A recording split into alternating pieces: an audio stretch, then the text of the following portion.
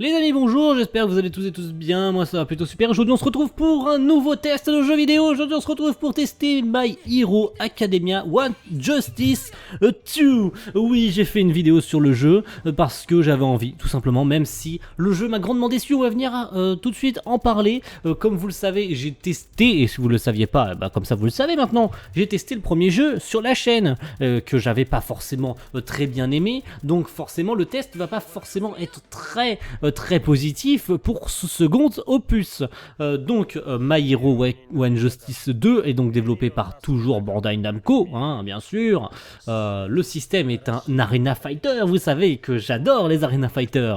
Donc ce jeu fonctionne sous les traits d'une histoire qui suit l'histoire de My Hero, quoi. Donc ce One Justice 2 fait suite au premier. Trop débarre. L'histoire commence juste après la fin du combat Dolomite contre le cher et tendre All for One. Donc on suit l'histoire de la fin de la saison 3 jusqu'à l'actuelle saison qui est diffusée en animé, je suppose, donc l'arc Overall qui va arriver jusqu'à la fin de l'arc Overall. Donc qu'est-ce que ce jeu a de bien spécifique? Eh bien en combat, on a des arènes, enfin des cartes qui peuvent exploser au contact des personnages qui ont des alters absolument incroyables, n'est-ce pas?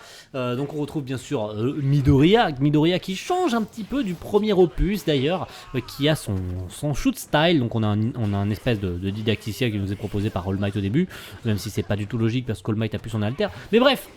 Voilà, ce qui change par rapport au premier, rien du tout. Voilà, c'est exactement le même jeu que le premier opus à 100%, c'est exactement le même jeu. Voilà, il n'y a absolument rien. Si vous n'avez pas forcément envie de faire le premier pour suivre l'univers de My Hero Academia en commençant par toute l'histoire, au tout début de l'histoire, vous pouvez directement enchaîner sur ce second opus de My Hero One Justice. Hein. Il n'y a absolument rien du tout qui change par rapport au premier opus. Pour faire simple, dans ce gameplay, j'étais à pratiquement 40% de l'histoire en même pas une demi-heure de jeu. Pour faire simple, au moment où je vous tourne ce message, j'ai désinstallé le jeu. Pour la simple et bonne raison que je me faisais chier et en même pas un quart d'heure, j'avais fait un quart du jeu, c'est-à-dire 25%. Vous vous rendez compte que finalement, alors vous allez me dire oui, mais du coup tu skippes les dialogues, etc. Tu prends pas forcément le temps de lire. Oui, c'est exact. Je ne lis pas les dialogues pour la simple et bonne raison que je connais l'univers de My Hero Academia. Donc j'ai joué à ce jeu pour y jouer. Voilà, pour simplement vous tourner une vidéo dessus. C'est tout, j'ai même pas eu l'envie de faire la fin du jeu, j'ai même pas eu l'idée, même pas eu la jugeote de me dire je vais peut-être finir. Vu à quel point j'ai avancé vite, je me suis dit là en l'espace de 1 heure finalement j'aurais fini le 3/4 du jeu.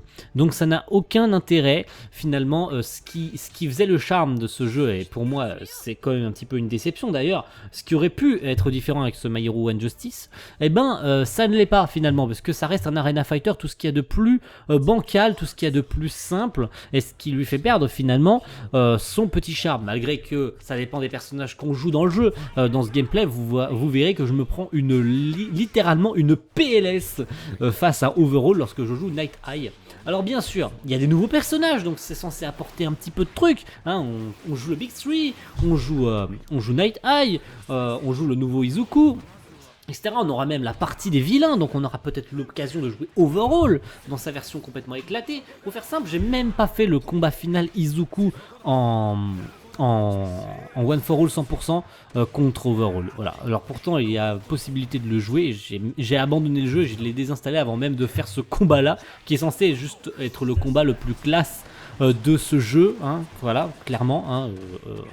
Izuku et Eri qui combattent Overall, Izuku qui est maintenu à 100%, j'ai même pas fait ce combat tellement je me faisais chier.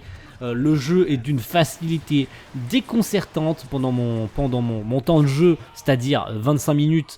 J'ai littéralement fait plusieurs combats sans me prendre absolument aucun coup. L'IA est complètement éclatée. Alors vous allez me dire oui, mais c'est la version 1, t'aurais peut-être pu attendre les mises à jour, il y aurait eu des trucs corrigés, mais vous avez cru quoi, que j'allais attendre les mises à jour pour pouvoir jouer au jeu? Le jeu est disponible, j'y joue, je le fais, je le termine, c'est tout, c'est simple, c'est quand même assez simple, c'est quand même assez compliqué et Et je vais pas attendre que le jeu ait des mises à jour, tout simplement. Hein. J'y joue, il est là, j'y joue, je le finis. Hein. Voilà, je tourne en rond, excusez-moi, et je fais ça un petit peu, pas forcément à chaud, parce que ça fait plusieurs heures maintenant que j'ai abandonné ça, mais et ce qui me fait peur d'ailleurs, parce que comme vous le savez, un jeu a été prévu pour Kimetsu no Yaiba Demon Slayer, prévu pour 2021 sur PlayStation 4, même si je pense très sincèrement que ça sera sur PlayStation 5 plutôt que sur PlayStation 4, à moins vraiment qu'il le sorte sur PS4, mais ça serait bizarre étant donné que la console est prévue pour fin 2020, début 2021.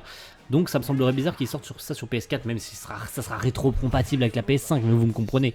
Peut-être que le développeur du jeu, dont on ne connaît pas d'ailleurs, mais pitié, ça suffit, les Arena Fighters, avec des cartes ridiculement petites, même si finalement ce My Hero Academia, il propose des possibilités en mode la carte explose, les décors explosent, etc. Ça lui donne du charme. Le gameplay est ultra lourd, ça dépend des personnages qu'on joue, mais le gameplay est ultra lourd, t'as l'impression que ton personnage il fait 2 tonnes. En fait, je fais que répéter, et je l'avais d'ailleurs dit lors de mon test sur One Punch Man, Hero Nobody Know, que ça allait être quasiment pareil que sur One Justice. Je fais que dire ce que j'avais prévu de dire lors de mon test sur One Punch Man. Ce jeu est simple, et ultra simple, c'est d'une facilité déconcertante. Là, One Punch Man, il y avait quand même un petit peu de difficulté, je l'avoue. Mais là, j'ai littéralement foncé sur tous les combats, je les ai finis à une rapidité, c'est même beaucoup trop simple, j'ai même envie de dire, il n'y avait aucune difficulté, à part le combat là contre Overrule, je me suis fait souiller l'anus. Clairement, mais au deuxième combat, vu que je l'ai retenté derrière, forcément j'ai gagné. Mais bref, voilà, tout ce qu'il y a à dire, c'est que c'est dommage. S'il y a un troisième opus, je n'y jouerai pas. Voilà, parce que je n'ai pas envie de me faire chier à rejouer encore une fois le troisième opus qui sera du coup exactement pareil que ces deux grands frères. Donc voilà, c'est tout. Vous avez envie d'acheter ce My Hero One Justice, c'est totalement subjectif, bien sûr, c'est un avis. Je suis très déçu de ce One Justice parce qu'il ressemble pareil au premier. Vous allez me dire, oui, mais du coup, il y a des jeux, par exemple, Pirate Warriors 4, dont je vous ferai un test, c'est exactement pareil que le même, que le 1, que le 2, que le 3. Oui, c'est vrai, mais pourtant j'adore. Voilà, c'est un avis comme un autre, mais ce One Justice 2, ils auraient pu ajouter quelques trucs. Et finalement, le seul truc qu'il y a de nouveau dans le jeu, c'est les nouveaux personnages, c'est les nouveaux décors. Voilà, il n'y a que ça de nouveau. Le perso qui m'a le plus plu dans le jeu, c'est Night Eye, parce qu'il a la possibilité de prévoir les attaques de l'IA. Mais comme l'IA est complètement conne, t'as pas forcément besoin d'utiliser le pouvoir de Night Eye. T'as juste à esquiver comme un gros bourrin et d'attaquer en appuyant sur tous les boutons. Voilà, c'est tout. Merci à tous d'avoir suivi ce test sur One Justice 2. On se retrouve pour une prochaine vidéo. Salut tout le monde, ciao.